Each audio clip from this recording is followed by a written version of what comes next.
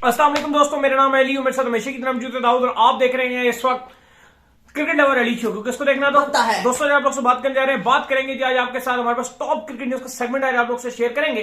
Number 1 पे आज आप लोगों से बात करने जा रहे हैं कि जो पाकिस्तान का टेस्ट मैच खेला जाना है, अब सेकंड टेस्ट मैच जो कि शुरू होना है कराची में, क्या होगी पाकिस्तान की प्लेइंग 11। क्योंकि सबने सरफराज के लिए आवाज उठा दी है, चाहे वो शाहिद खान अफरीदी, चाहे हो मोहम्मद हफीज, सबने यही बात की कि भाई अब बस करो, रिजवान को जो टैबू बनाना बंद करो। अब अगर नहीं हो रही उनसे परफॉर्मेंस तो साइड पर करो, सरफराज को दो चांस।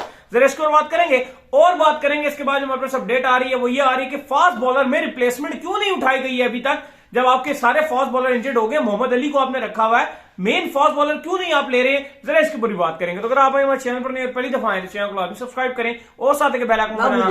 तो बात का आगाज करते हैं नंबर 1 खबर के साथ जो हमारे पास आ रही है।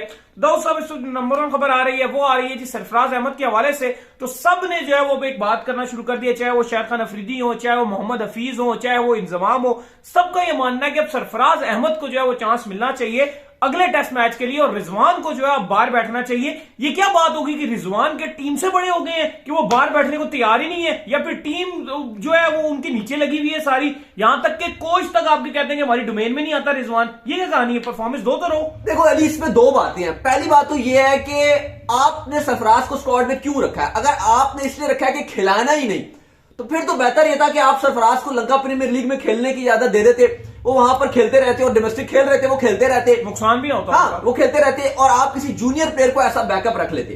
बात ये थी, रोहिल नजीर वगैरह को ले लेते, हाँ, किसी भी यंगस्टर को साथ रख लेते।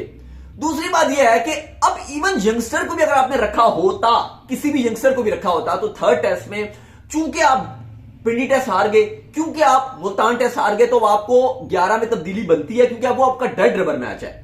आपको वहां पर एक नए लड़के को नए चांस देना चाहिए। इसलिए भी कि रिजवान लगातार खेल आ रहे हैं और ये जो आपकी स्ट्रेटजी लगातार खेल क्या मतलब, परफॉर्मेंस नहीं आ रही, परफॉर्मेंस भी नहीं आ रही, लेकिन लगातार खेल कर आ रहे हैं। ये जो आपकी पैथेटिक स्ट्रेटजी है, उसकी वजह से आपने शाहीन को बाहर कर दिया, आपने हारिस रऊफ को बाहर कर दिया, हम क्या क्या पिट गए, आपने नसीम शाह को भी बाहर कर दिया।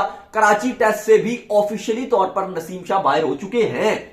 तो अब आप मजे की बात बताऊं, एक अंदर की खबर आ रही है वो ये भी आ रही है कि जो आपके अब खिलाड़ी हैं आगे जो न्यूजीलैंड वाली सीरीज आ रही है, टेस्ट सीरीज, उसमें किसी का खास इंटरेस्ट नहीं है। सब अपने आप को पीएसएल के लिए फ्रेंचाइजीज को जो प्रमोट करना चाहते हैं और आगे पीएसएल को प्रमोशन हैवी करना चाहते हैं और अपना सही इतिहाद से ख्याल रखना चाहते हैं। और देखो उसकी एक वजह यह भी है कि वो ठीक है अगर कर रहे हैं तो अब उसमें कोई बुराई भी इसलिए नहीं है क्योंकि अब आपके लिए वो डेड टेस्ट सीरीज है। क्यों, आप WTC में क्या जा सकते हो आगे? अगर नहीं जा सकते तो फिर वो लड़के क्या करेंगे? अब जाहिर अगर आप इंग्लैंड वाली सीरीज जीते होते, फिर आपकी एक चीज होती कि हम कहते हैं कि न्यूजीलैंड वाली भी जीत जाएंगे तो हमें कुछ मिलेगा। अब हारे जीते हैं, रैंकिंग की बस गिर रही है और तो कुछ भी नहीं मिलना, तो थोड़ा सा उस लिहाज से हम बैकफुट पे। लेकिन अली अब हफीज ने एक बात की और बड़ी, मैं उस बात से बड़ा एग्री करता हूं मोहम्मद हफीज की। उन्होंने कहा कि आप एक जगह फसूड़ी फंसाते हो तो आप फंसा ही लेते हो, पक्की फंसा। हाँ, वो कहते हैं जब आप कमरान इकमल के साथ थे आप दूसरा बैकअप तैयार करने को तैयार नहीं होते। उन्होंने कहा था सरफराज के दौर पे भी उन्होंने बात की कि उस टाइम जब सरफराज आए कोई भी नहीं, हाँ, रिजवान थे लेकिन उस तरह नहीं थे, लेकिन रिजवान फिर भी थे, कहीं अफरीदी चांस देते थे। अफरीदी के अलावा भी वो खेल रहे होते थे, रिजवान आपको इन एक्शन दिखाई देते थे। लेकिन जब अजहर अली ने बड़े मौके दिए हैं, अजहर अली ने प्रॉपर रिजवान को मौके दिए, लेकिन इसलिए तो यही हुआ कि सरफराज जैसे ही बाहर हुए आपने रेडी टू रिप्लेस रिजवान।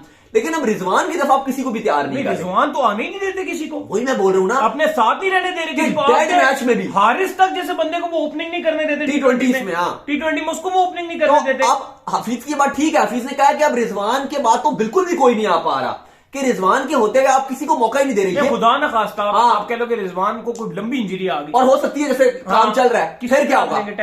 वही किसको लेंगे? कोई है ही नहीं। आपने आप ओडीआई में किसको लेंगे? टेस्ट T20 में एक लड़का आया आपके पास, उसको भी आपने वर्ल्ड कप में आखिर में जाके मजबूरी थी हारिस की, वो आपने जिस तरह से मौका दिया, आप कोई तैयार ही नहीं कर रहे। देखो आपको एक अगर आप बॉलर है, आप 3 से 4 बॉलर रखते हो कि नहीं रखते?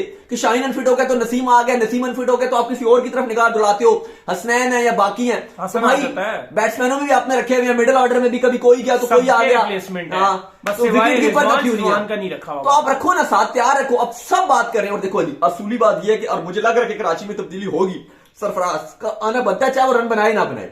एक तो बात, 2 रीजन है सरफराज का क्यों होना चाहिए। एक तो ये कि पाकिस्तान 2-0 से डाउन है, टेस्ट मैच डेड हो चुका है। तो जब ऐसा हो जाता है कि या तो आप 2-0 से जीत गए हो या आप 2-0 से हार गए हो, तो फिर आपको अपनी बेंच ट्राई करनी चाहिए, ये वजह है। दूसरी, आपको रिजवान पे भी तरस खाना चाहिए कि खेल खेल खेल खेल, एशिया कप में प्रेशर, फिर वर्ल्ड कप में प्रेशर, फिर ट्राई सीरीज में प्रेशर, फिर इंग्लैंड के साथ 7 मैचेस में प्रेशर, फिर पीछे खेलते खेलते आ रहे थे। तो वक्त आगे का वो भी कोई इक्का दुक्का मैच में आराम कर ले, अभी पीएसएल है, कैप्टन है मुल्तान की, बैठेंगे एक मैच में, कैप्टन है, तो फिर लगातार खेलेंगे, फिर आगे न्यूजीलैंड के साथ सीरीज आ जाएगी। तो कोई वो बुराई नहीं अगर आप एक मैच में बेंच पे बैठ भी जाए, तो कोई ऐसा कोई खुदा ना खासा क़यामत नहीं आ जाएगी, कुछ भी नहीं होगा। सरफराज अभी डिजर्व करते हैं, रीजन ये कि सेंचुरी मार के आए, रन भी बनाए हैं, हाँ रन बना के आए, या तो फिर उसको आप टाटा छुट्टी कराएं सरफराज को पक्की कि यार भाई आप हमारे प्लान्स में नहीं है, हम मुनाफकत नहीं कर रहे हैं, आपको स्ट्रेट फॉरवर्ड बता रहे हैं कि आप टीम का हिस्सा रहेंगे भी तो हम आपको सिलेक्ट नहीं करेंगे प्लेइंग 11 में, ताकि वो अपना आराम से साइड पे जाए। ये बीच की मुनाफकत ना करेंगे, नहीं, फिर ये उसको बड़ी बुरी स्क्वाड है। में रखने का फायदा क्या, जब खिलाना ही नहीं है, मतलब जब जरूरत हो भी रहा है, एक बंदा रिजवान रन भी नहीं बना रहा, फिर भी नहीं खिला रहे, कराची का होम ग्राउंड है उसका, फिर भी नहीं अगर आप खिला रहे, अगर वो मतलब फिर क्या फायदा, रखने का क्या फायदा, बीच में मुनाफकत हो रही है ना, हाँ। बीच में। अच्छा, मैं एक बात का जवाब दो ली, आपका हारिस रऊफ और नसीम शाह दोनों पीटी टेस्ट में खेले थे, हारिस रऊफ और नसीम शाह दोनों बाहर हो गए, दोनों बाहर हो गए, क्या रिप्लेसमेंट अनाउंस किया आपने? कोई भी नहीं। मीर हमजा बाहर बैठा हुआ है, अब्बास बाहर बैठा हुआ है, हसन बाहर बैठा हुआ है। कराची टेस्ट 17 तारीख से शुरू हो रहा है, मुल्तान में आपने यही गलती की, आपके पास एक भी फास्ट बॉलर था ही नहीं उस लेवल का, मोहम्मद अली है, लेकिन आप उनको, मोहम्मद अली जो है ना अली, आप वो ऐसा बॉलर है कि आप उसको लेके चलो, उसको बनाओ, ग्रूम करो, ये नहीं है आपने उसको डेड रबर पिच पे खिला दिया जिसको डीमेरिट पॉइंट मिल गया, और वो डीमेरिट पॉइंट वाली पिच उस बेचारे का करियर भी अच्छा चलो, मोहम्मद अली ऐसा बॉलर है अली, कभी आप उसको ग्रूम करोगे। कराची टेस्ट में और मुल्तान टेस्ट में आपका मेन बॉलर कौन था, फास्ट बॉलर? कराची में मोहम्मद अली था, वही कर रहा था। मुल्तान में मोहम्मद अली था, और कोई बॉलर ही नहीं था, या फहीम था। तो आपने उसको मेन बॉलर कैसे बना दिया यार, वो भी नया बेचारा, आपने खाली एक उसी को ही रखा कि बस तू ही मेन बॉलर है, घोड़े की तरह भागी जाओ यार। अब आप मुझे बात का जवाब दो, ये मेन स्क्वाड है आपका, मेन स्क्वाड में से मेन 2 फास्ट बॉलर बाहर हो गए और आपने रिप्लेसमेंट नहीं ली, आपको जरूरत है टीम की। वर्ल्ड कप था, उस्मान कादिर साहब टूटा हुआ हाथ, एशिया कप से चलते हुए खोईदिल शाह बिल्कुल मेंटली ब्रोकन, और वर्ल्ड कप और स्क्वाड में दोनों साथ, दोनों का कोई काम नहीं था। खोईदिल शाह अच्छा प्लेयर है, मैं ये बात नहीं कर रहा, लेकिन उस टाइम उसकी मेंटल हेल्थ नहीं थी खेलने वाली, और आपने ना खिलाया उसको।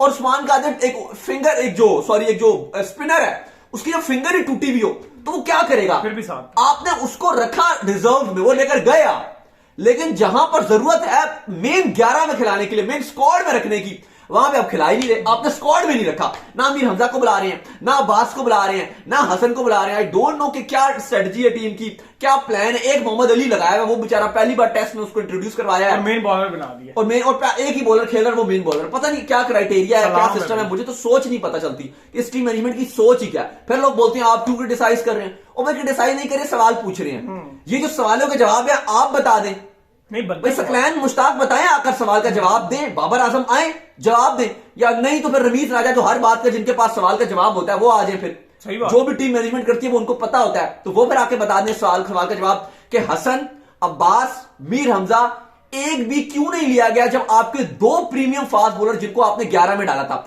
सिलेक्टर आके बता दे, कोई तो बताए ना आगे। तो जब दोनों अनफिट हो गए तो आपने क्यों नहीं डाला। पहला टेस्ट मैच हारिस रऊफ ने बॉल नहीं किया, दूसरे में सडन नसीम शाह, आपने हारिस रऊफ की रिप्लेसमेंट नहीं ली, नसीम शाह बाहर हो गए। अब कराची टेस्ट से भी बाहर हो गए और लाहौर में चले गए, अब रिहैब करेंगे। शाहीन, हारिस रऊफ और नसीम तीनों जो आपके वर्ल्ड क्लास और प्रीमियम बॉलर हैं, तीनों एक साथ रिहैब करेंगे। अब वाह, तीनों अब अपना रिहैब मुकम्मल करेंगे। तो आई डोंट नो कि टीम मैनेजमेंट की क्या सोच है, क्या प्लान है। और अच्छा मजे की बात है कि हर चीज हम इनको पहले बता देते हैं। इनको पहले बता दिया था कि हारिस रऊफ अनफिट हो गया। इनको पहले बताया था कि इंडिया वाले मैच में तुम हर्ट हो गए क्योंकि तुमने वसीम जूनियर को नहीं खिलाया, 3 फास्ट बॉलर 2 स्पिनर से मेलबर्न में तुम नहीं जीत सकते। पहले बताया हुआ था, आप देख लो रिजल्ट इनके सामने है। इनको पहले बता दिया है और बता रहे हैं रिजवान भी अनफिट हो जाएगा। चलो बहुत बुरी तरह खेल रहा है भाई, जिस तरह खेल रहा है सुन लो, अब रिजवान भी अनफिट हो जाएगा और फिर आपके पास कोई प्लान ही नहीं कि किसको खिलाएंगे, क्योंकि आप आराम नहीं करवाते। गरम हलवा खाओगे तो मुंह जल जाएगा। इंडिया को देख लो, इंग्लैंड को देख लो, सब 2-2 कीपरों के साथ खेल रहे हैं, 3-3 कीपरों के साथ लोग खेल रहे हैं, लेकिन इन्होंने एक ही जगह पे पसूड़ी फंसा के रखी हुई है कि विकेट कीपर एक ही खेलेगा। यार चलो विकेट कीपर एक खिला लो, लेकिन आप आराम कर, रोटेशन पॉलिसी करो ना। बटलर पहले टेस्ट खेलता था, बटलर अब टेस्ट से बाहर हो गया। आपने खिलाना, अब टेस्ट की परफॉर्मेंस पे खिलाओ। ये तो नहीं होता कि बहुत अच्छा इंसान है तो बस आप उसको खिलाई जाओ, ये तो फिर गलत है ना यार, ये चीजें फिर गलत। अच्छा जी, अब शान मसूद की तरह बात कर लें।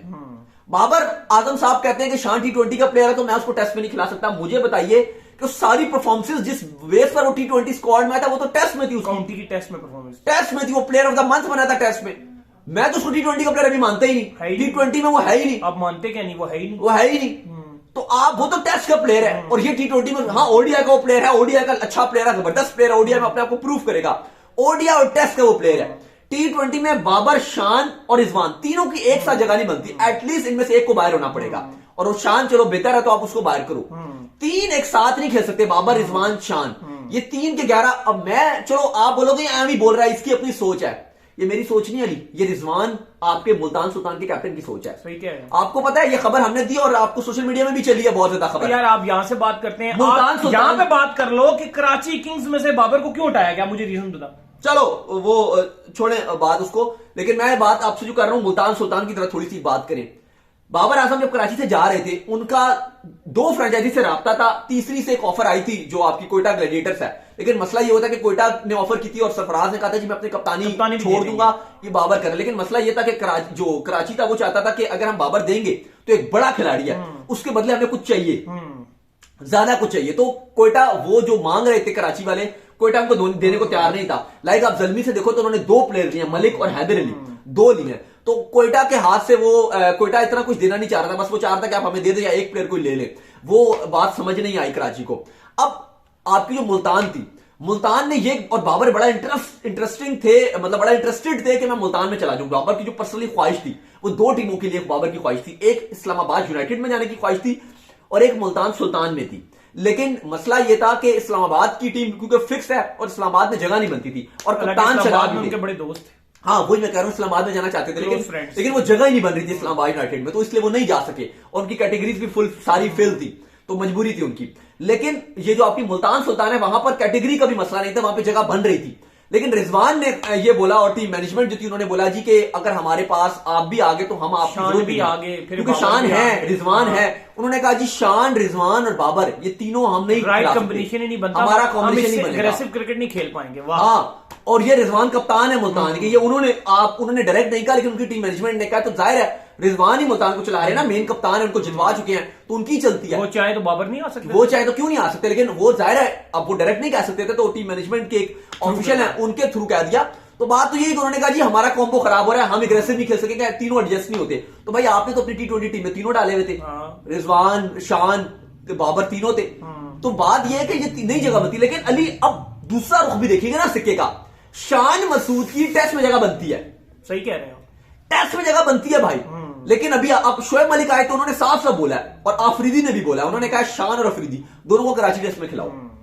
और मैं तो जो तब्दीलियां चाहता हूं, मैं तो चाहता हूं कि कोई फास्ट बॉलर भी अक्सर रखे, मोहम्मद अली को बाहर बैठा दें, आराम करा दें। मोहम्मद अली को आपको ग्रूम करना है ऐसा फास्ट बॉलर, अपने अच्छी पिचेस पे आपके साथ नसीम हो, कोई शाहीन हो, उनके साथ थर्ड फास्ट बॉलर के तौर पे आप उसको ग्रूम करें। चलो आपको टाइम उनको देना पड़ेगा, ये नहीं कि वो पूरी जिम्मेदारी आप उसको दे दो कि तू ही अकेला इकलौता फास्ट बॉलर है, ऐसा वो बॉलर नहीं है। चलो आप अब्बास को खिला लो, हसन को खिला लो, मीर हमजा को डाल दो, एक आपको ऐसा डालना पड़ेगा। लेकिन अभी तक कोई अपडेट नहीं है, ना टीम मैनेजमेंट कोई इंटरेस्ट शो कर रही है कि हम कोई रिप्लेसमेंट लेंगे, ये बड़ी पैथेटिक सोच है। लेकिन एटलीस्ट ये 2 अली प्लेयर इंक्लूजन होनी चाहिए, एक आपकी शान मसूद की और एक सरफराज अहमद की। चलो 11 बनाते हैं जी, किस तरीके से 11 बनेगी? ओपनर अब्दुल्ला और इमाम आ जाएंगे, 3 पे पर आप शान को डाल दो, 4 पे आप बाबर आजम आ जाएंगे, 5 पे सऊद शकील, 6 पे फिर सलमान, 6 पे आगा सलमान नहीं, 6 पे सरफराज को बल रखे ना, सरफराज, क्योंकि जो तरह लग रहा है कि मुझे लग रहा है कि टीम मैनेजमेंट में प्रेशर है, सरफराज में भी खेलें। 6 पे सरफराज आ जाएंगे। अब 7 की स्लॉट है, इसमें अब आप देखें, अब आगा सलमान तो फिर नहीं खेल सकेंगे क्योंकि उनकी जगह से शान मसूद खेल गए हैं, क्योंकि शान मसूद खेलेंगे तो आगा सलमान को बाहर बैठाना पड़ेगा। लेकिन आगा सलमान को भी देखो, आगा सलमान का भी लास्ट वाला जो मैच था, माइंड ही नहीं है उनका। हाँ, प्लेयर बुरे नहीं है आगा सलमान, आपको बताऊं, लेकिन माइंड ही हाँ, अब 2 टेल एंडर के साथ खेल के उसको आप वो स्ट्राइक दे रहे हो, 25 रन रहता है जीतने के लिए। 2 बार उन्होंने ऐसा किया, ओवर की आखिरी 2 गेंदों पे 2 चौके मारे हैं। लेकिन वही था कि आप बार बार जो आपके टेल एंडर तो आप पूरी ओवर की पहली बॉल खेलने को दे रहे हो, वो बात समझ नहीं आई। लेकिन ये थोड़ा सा मुश्किल है, मुझे नहीं लगता कि शान मसूद को जगह देंगे। ये अब हम बात करें, लेकिन बहुत मुश्किल है। बाबर को जो चीज फंस जाती है ना, वो निकलना बड़ी मुश्किल हो जाती है उनसे कि बस ये T20 ही प्लेयर, पीछे से आगा सलमान खेलेंगे। जो 3 पे आपके, वो 3 पे आप बाबर को रख लें, 4 पे आप जो है वो उसको रख लें, सऊद शकील को रख लें, 5 पे आप सरफराज को रख लें, 6 पे आप आगा सलमान को रख लें, 7 पे आप फिर वो नवाज को रख लें, 8 पे आपके फहीम अशरफ आ जाएंगे, फिर आपके 2 स्पिनर आ जाएंगे और एक आपका वो मोहम्मद अली आएगा। बस एक मुझे तब्दीली लग रही है और वो लग रही है कि सरफराज की पॉसिबिलिटी है आई होप कि कोई ये 1-2 दिन है इनके पास, अभी 2-3 दिन है, तो आई होप कि ये प्लेयर जो है वो रख लें, तभी मजा आएगा, वरना तो बड़ा कहानी खराब हो जाएगी। दूसरी अपडेट ये भी है कि आपके क्योंकि सारा टेस्ट स्क्वाड अब मौजूद होगा कराची में, तो जो कराची में ड्राफ्ट है उसमें आपको सारे ये इन एक्शन दिखाई देंगे, सारे जाएंगे और अपने अपनी जो टीम्स है उसमें पूरा थ्रू आउट कॉपरेट करेंगे। तो उम्मीद करते हैं आज का हमारा शौक का ऑप्शन है, आपसे तो वीडियो को लाइक कीजिए, हमारे चैनल को सब्सक्राइब कीजिए, साथ लगे बेल आइकन को बजाइए, और एक और काम कर लीजिए, वो ये कर लीजिए कि इंस्टाग्राम में मुझे फॉलो कर लीजिए, वहां पे मैं मौजूद हूं, दाऊद क्रिकेट के नेम से। अगर आपको सवाल हो तो भेजिए, इनको भी फॉलो करें। मैं मौजूद लवली ऑफिशियल के नाम से लिंक डिस्क्रिप्शन में मौजूद है, जाइए फॉलो कीजिए। Next video. अल्लाह हाफिज़।